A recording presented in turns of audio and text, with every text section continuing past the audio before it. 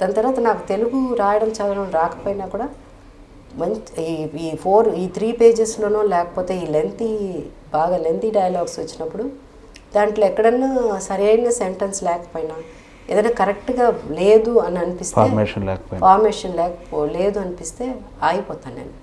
అయిపోయి చెప్తాను, ఇది ఇక్కడ ఏదో తేడా ఉందనుకుంటాను, వెళ్ళి ఒకసారి డైరెక్టర్ గారికి చెప్పండి.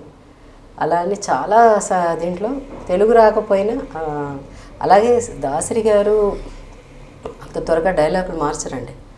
Is a dialogue writer. ఇక్కడ ఏదో కొంచెం ఇదిగా ఉందంటే లేదు అది కరెక్ట్, నేను బాగా ఆలోచించే చెప్పాను, అది కరెక్ట్గా ఉంది చెప్పండి అంటారు. ఎవరు చెప్పినా నేను చెప్పినా ఎవరు చెప్పినా అది. కానీ ఒక్కొక్కసారి ఎప్పుడన్నా నాకు అది చెప్తే నాకు ఎక్కడుందో తెలియదు కదండి, మీరు ఇట్లా పెట్టారంటే పేపర్లో ఏమీ అర్థం కాదు నాకు. సో నేను పెన్ అడిగేదాన్ని, పెన్ అడిగేసి మన డైరెక్టర్ అసిస్టెంట్ డైరెక్టర్ ఉంటే ఆ లైన్ ఎక్కడుంది చెప్పండి నాకు, ఇదంటే ఈ 2 చోట్ల ఇక్కడ ఉందమ్మా లైన్ అని పేపర్ మీద చూపిస్తే దాని పక్కన ఒక ఇంటూ ఇట్లా పెట్టేదాన్ని, ఇంటూ 2 ఇట్లా పెట్టేదాన్ని, పెట్టేసి అంతే మార్క్ చేసేదాన్ని.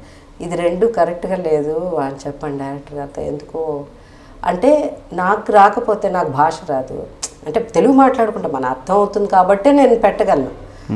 కానీ నాకు డైలాగ్ రాకపోతే అది ప్రజలకు ఎట్లా రీచ్ అవుతుంది అలా అన్నది నా ఇది. సో అప్పుడు ఫస్ట్ ఒప్పుకునేవారు కదండి, అది కరెక్ట్ చెప్పమని చెప్పాయా అన్నారు, అంత కరెక్ట్గా చెప్పమని చెప్పు డైలాగ్ చెప్పండి అన్నాను. తర్వాత ఈ రియలైజ్డ్ లేదు ఈ అమ్మాయి తెలియకపోయినా సంథింగ్ ఈజ్ దేర్, ఈ అమ్మాయి చెప్పినప్పుడు అని వెంటనే అది తీసేవారు. అది ఉండి డైలాగ్ చెప్పమనేవారు, తీసేవారు కాదు. చెప్పేటప్పుడు చెప్పేసేదాన్ని, చెప్తే సరే బాగానే ఉంది మళ్ళీ టేక్ 2 చెప్పమనేవారు. తర్వాత ఓకే ఒకసారి అది లేకపోతే బాగుంటుందని నువ్వు అనుకున్నావు కదా అలా చెప్పు అలా అనేవారు. ఇంకో జరిగేది టేక్ 3, అదే ఉండేది స్క్రీన్ మీద, అదే ఉండేది, నేను చెప్పిందే ఉండేది అనమాట. అంటే ఏంటంటే డెఫినెట్గా అది న్యాచురల్గా ఎప్పుడు ఒక న్యాచురల్గా చెప్పాలి మాట్లాడాలనుకున్న వాళ్ళు మధ్యలో 2 వాక్యాలు ఇబ్బంది పెట్టింది అనుకోండి, అక్కడ ఆ ఫ్లో మిస్ అయిపోతుంది. సో ఆర్టిఫిషియల్గా ఉంటుంది, అది నాకు ఫేస్లో తెలిసిపోయేది అసలు కంఫర్ట్ కాదు, అది సరి కాదు, ఏదో ఆర్టిఫిషియల్గా ఉందని. సో అట్లా అది పక్కన పెట్టేసారు, తీసేవారు ఆ డైలాగ్స్. మీకు ముందు మీలాంటి వారే ఒకరు ఉన్నారు తెలుసా, వినే ఉంటారు మీరు, జిక్కి గారు, సింగర్ జిక్కి గారు. ఆవిడ తెలుగులో 5,000 పాటలు పాడారు.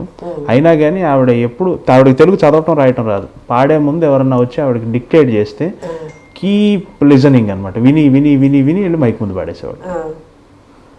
సేమ్ మీలాంటి కేసే, ఇదే కండిషన్ అని చెప్తున్నారు. 72 తర్వాత మీ కెరియర్ గ్రాఫ్ వికీపీడియా చూస్తూ ఉంటే 79 వరకు తెలుగు తమిళ సినిమాలు సమానంగా ఉన్నాయి. మరి ఎందువల్ల గ్యాప్ తెలియదు కానీ 79 నుంచి 91 వరకు తమిళ సినిమాలు లేవు. 80వ దశకం మొత్తం తెలుగు సినిమాలు ఉన్నాయి. ఆరంభంలో 2 సమానంగా ఉన్న పరిస్థితి, ఏమి గ్యాప్ ఎందుకు వచ్చింది 80 తర్వాత? అంటే ఏం లేదండి, తెలుగులో నేను జ్యోతి సినిమా తర్వాత చాలా ఫేమస్ అయిపోయాను. సో ఒక హీరోయిన్, ఒక new heroine, star is born అని అంటారు ఆ స్టైల్లో. అంటే వాళ్ళకి తెలుగులో కొత్తగా ఉన్నది ఏంటి, ఒక 17 ఇయర్స్గా ఏజ్ అమ్మాయి వచ్చి సడన్గా కదా ఒక న్యాచురల్గా, తర్వాత మేకప్ పెద్ద ఎక్కువ లేకుండా. సో అప్పుడు ఒక స్టైల్ ఆఫ్ మూవీస్ ఉన్నింది. సో సడన్గా ఎవరో ఈ అమ్మాయి అని ఒక అందరికీ ఒక కొత్తగా ఒక న్యూ డైమెన్షన్లో ఒక గర్ల్ కనిపించగానే పిక్చర్స్ ఎక్కువ అయిపోయింది.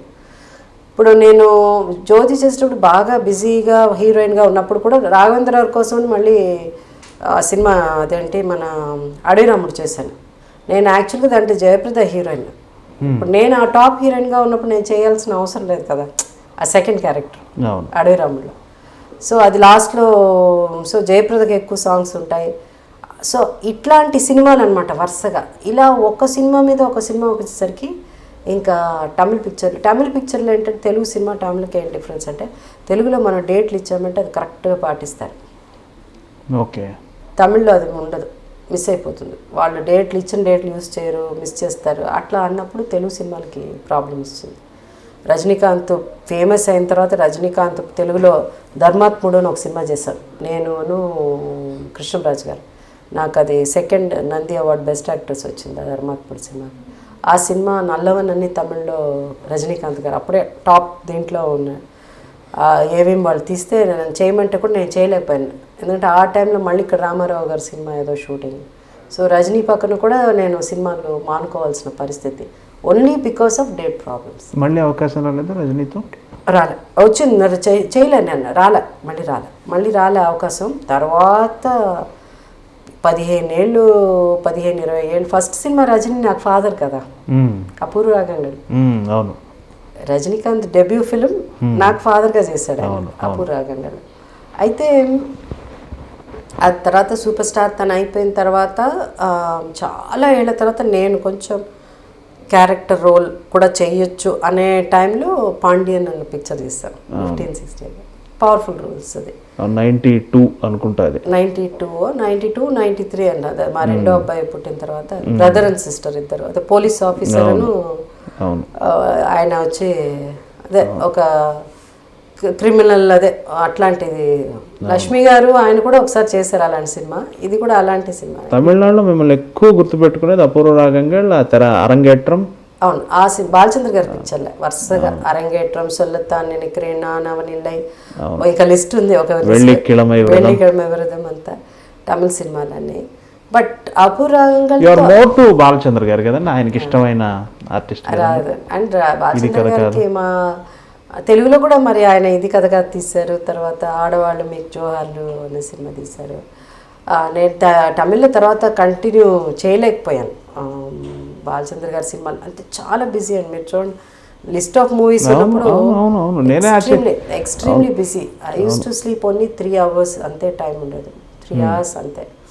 సో అట్లా సినిమాలు అనమాట చేసేదాన్ని. సో అందువల్ల అండ్ నాకు ఇక్కడ వర్క్ చేయాలి, అక్కడ వర్క్ చేయాలి, అక్కడ చేయాలి, అలాంటివన్నీ. నాకు ఫిల్మ్ ఇండస్ట్రీకి వచ్చిన 3 years అంతా నాకు సినిమాల మీద ఇంట్రెస్ట్ పోయింది. ఓన్లీ 3 years ఉన్నింది ఆ ఇంట్రెస్ట్, చెయ్యాలి అన్నది. 3 years తర్వాత, అంటే 3 years అని కొంచెం సక్సెస్ అయ్యి, ఇంకా జ్యోతి కూడా రాలే.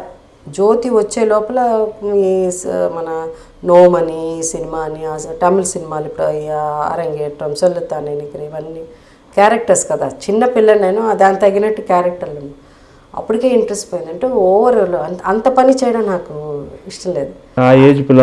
నాకు ఆ స్పేస్ ఆడుతూ ఆ స్పేస్ లేకపోతే నాకు ఓవర్లోడ్ అయిపోయి నాకు అసలు వద్దే సినిమాలు అన్న పొజిషన్ అనమాట. సో అలాంటప్పుడు తెలుగు సినిమాల్లో బాగా సక్సెస్ అయ్యాక మళ్ళీ తమిళ సినిమాలు చేసి ఇక్కడ అక్కడ డేట్లు అది ఇది ఒక 2-3 సార్లు డేట్లు, ఒకే డేట్లు 2-3 ఒకరికే ఇవ్వడం వల్ల పెద్ద పెద్ద గొడవ అయ్యేది. అలా అరిచేవాళ్ళు. అంతని అనుకుని మనకు అవసరం ఇవన్నీ ఎందుకని.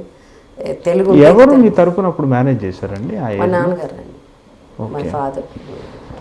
అంటే కొంత టైం వరకు బాగా పాపులర్ అయిపోయాక మాకు మా నరసింహరావు గారు అని ఉండేవారు, ఈజ్ నో మోర్.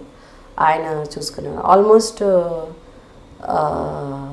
ఒక 15-20 years ముందు వరకు ఆయనే చూసుకునేవారు అనమాట.